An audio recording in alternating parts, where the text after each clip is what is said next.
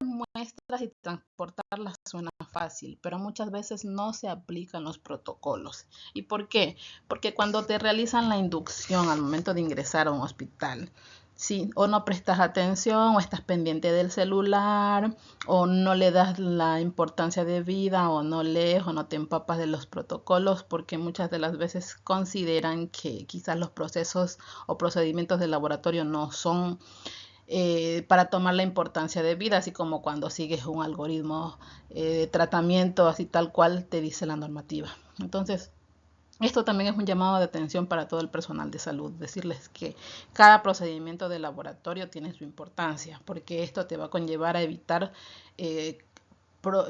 cometer errores, ¿sí? Entonces, vamos a hablar de dos escenarios. El almacenamiento de muestras que se realizan en los servicios, ya sea hospitalización, neonatología, UCI, cirugía, emergencia y el almacenamiento de muestras que se realiza en el laboratorio. Disponemos de distintos dispositivos, ya sean refrigeradoras o este tipo de coolers que conservan las temperaturas, pero también deberían tener aquí un termohidrómetro que les diga qué temperatura se mantiene aquí dentro y qué grados de humedad, así como vienen aquí instaladas, y estos dispositivos tienen que estar calibrados o homologados para saber si en verdad la temperatura que están marcando es la correcta o la ideal. Y este control de calibración se realiza cada cierto tiempo, según como diga el inserto de la prueba o como digan las normativas de tu institución o las normativas internacionales. Dentro del laboratorio nosotros procuramos no contaminar los reactivos colocándolos en el mismo sitio o en la misma refrigeradora en la que se almacenan los reactivos. ¿Por qué? Porque las muestras son contaminadas y los reactivos son estériles. Entonces, al mezclar corro el riesgo de contaminar también esto. Sí, así que evitemos este procedimiento. ¿Qué requisitos mínimos se requieren para el almacenamiento de muestras? Primero, procuren mantenerlas a una temperatura de refrigeración que va entre los 2 a 8 grados centígrados.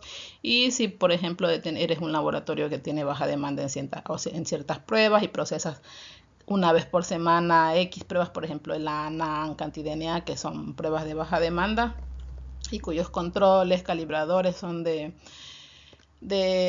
los reactivos son de un precio muy elevado, entonces por lo general se procura procesar una o dos veces por semana. Entonces aquí se recomienda que las muestras se congelen a menos 20 grados centígrados.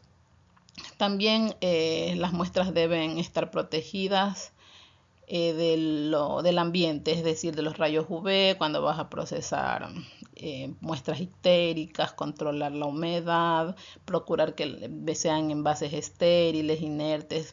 Los pacientes por lo general a veces suelen llevar muestras en contenedores que no son los apropiados, o a veces el personal médico suele trasvasar muestras de un tubo a otro, lo que no está recomendado. Entonces siempre investiguen cuando se les transporten muestras, a veces las transportan en contenedores que no son, a veces utilizan los contenedores de transfusión sanguínea, o sea, que son de banco de sangre, para utilizarlos para transportar muestras y para la sangre. Saben que la sangre, las pintas de sangre son estériles porque yo las tengo que contaminar y con las muestras que ya extraigo de los pacientes, si no tiene nada que ver, ¿sí? La identificación y trazabilidad, por lo general procurar que las etiquetas que contienen estos envases sean resistentes a la humedad, al hielo. Sí, las normas de bioseguridad de almacenamiento tienen que cumplirse, ya hay normas estandarizadas y a veces los propios hospitales ya crean sus propias normas según estándares internacionales como las normas ISO. Sí, tienen que proteger también contra la contaminación, por ejemplo, tienen que estar selladas de forma hermética, o separar las muestras incompatibles, es decir, yo no puedo mezclar heces, orinas con sangre, sino separarlas cada cual en su refrigeradora o contenedor distinto, ¿sí? Y los tiempos de retención varían según el tipo de muestras. Hay muestras que, por ejemplo, yo no puedo congelar por demasiado tiempo, como son los eritrocitos. Ustedes saben que se dañan ante la congelación. Si yo necesito el plasma, tengo que separar. Si necesito el suero, tengo que separar. Y esos ya separados es que conservo.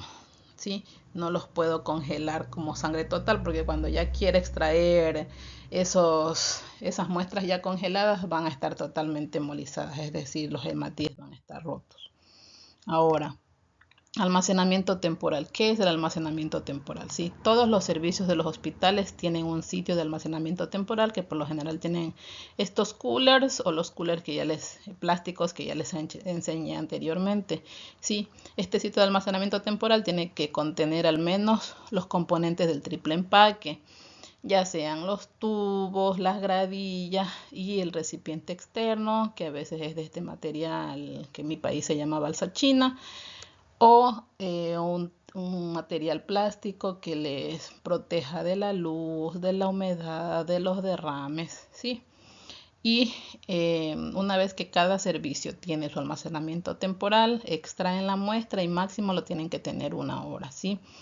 Y en este lapso de tiempo mantenerlo allí cerrado, hermético y tener una alarma de aviso en que las muestras están ahí, porque muchas veces llegan otros pacientes, se olvidan y dejan las muestras ahí, como un ejemplo que ya les voy a enseñar posteriormente. Así que por favor, máximo 1 hora de almacenamiento temporal y lleven de forma inmediata al laboratorio clínico, pero si pueden transportar de forma inmediata, mejor. Ahora vamos a hablar del transporte de muestras. ¿Qué es el transporte de muestras? ¿Sí? ¿Por qué todo el personal de salud también tiene que estar comprometido con el transporte de muestras? Porque si la muestra en el servicio tarda más de 1 hora o 2 horas, pongámosle como extremo, esta se tiende a deteriorar, sobre todo si está a temperatura ambiente. ¿Sí? Entonces, ¿qué necesitamos tener en cuenta o considerar para transportar una muestra? Sobre todo la rotulación, porque si tú no rotulas una muestra, esto es un criterio de rechazo del laboratorio. Que las muestras no se agiten, porque esto también rompe la muestra y no asegura una buena calidad de la misma. La exposición a la luz, como ya les hablé lo de la ictericia, o en otras palabras, la medición de las bilirrubinas. A veces hay pacientes con hiperbilirrubinemia que se extraen las muestras y se dejan allí a la luz. Entonces, como ustedes saben que esta se absorbe con la luz, entonces cuando ustedes ya lleguen a medir el laboratorio va a dar un contagio probablemente normal o menor al esperado. Y aquí vienen a veces controversias, porque empiezan a llamar los médicos que no coinciden los resultados de las bilirrubinas con la sintomatología del paciente, y muchas veces es por este factor. Por eso siempre se les dice que las muestras ictéricas se tienen que transportar en este tipo de recipientes oscuros, herméticos, para evitar que se absorba con la luz del ambiente hasta que sea transportada. La orientación también del recipiente, evitar que no se dé la vuelta para evitar derrames, la temperatura que debe ser entre 2 y 8 grados. Y si vas a transportar a temperatura ambiente, pues entre el lapso de 1 hora desde la extracción. Y los tiempos de transporte, sabemos que si usted sobrepasa 1 hora, a partir de las 2 horas, ya la glucosa se empieza a consumir.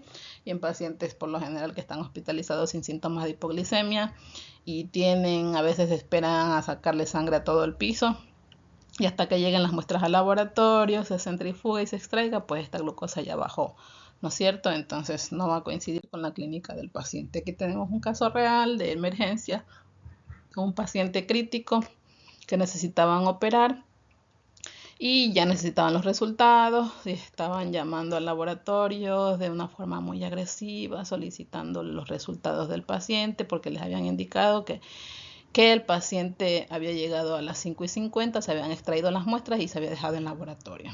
¿Ya?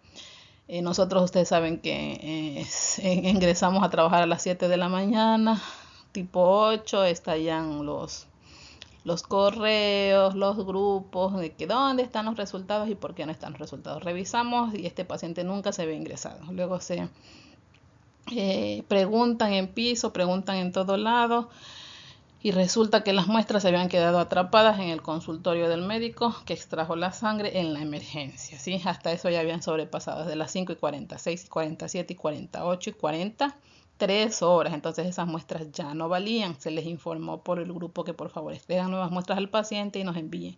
Nos mintieron, dijeron que sí eran nuevas muestras, pero al momento de centrifugar sale plasma normal, pero para procesar ya el equipo no quiso procesar, o sea, la muestra ya estaba deteriorada. Se procedió a realizar el llamado respectivo a la dirección médica informando que las muestras no eran nuevas, sino eran las muestras de las 5 de la mañana, así que esos resultados no se iban a validar y las muestras quedaban rechazadas. Imagínense, todo eso compromete la vida del paciente, ¿sí? Por la mentira. Así que aprendamos a ser honestos, porque aquí no está en juego un juguete, algo físico, está en juego una vida. Entonces, ¿qué protocolo es el que yo debo respetar para transporte de muestra? Y es el protocolo del triple empaque, siempre les digo. ¿Sí? ¿Cuál es el triple empaque? Pues siempre, el primer empaque es el tubo donde va la sangre.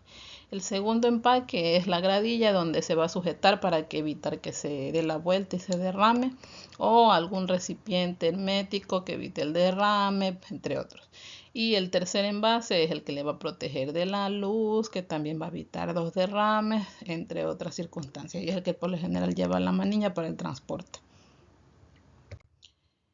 Estos por lo general son los recipientes que se mantienen. Todos los servicios de un hospital se tienen estos recipientes, estos contenedores. Así que nadie puede decir, no, que en mi hospital no hay. En todos hay. Así que en el hospital más pobre todos tienen, ¿sí?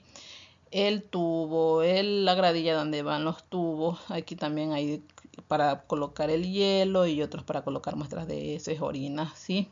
Entre otros. Así que por favor, respetemos estos contenedores, que esto es la forma ideal, la forma idónea como transportar las muestras.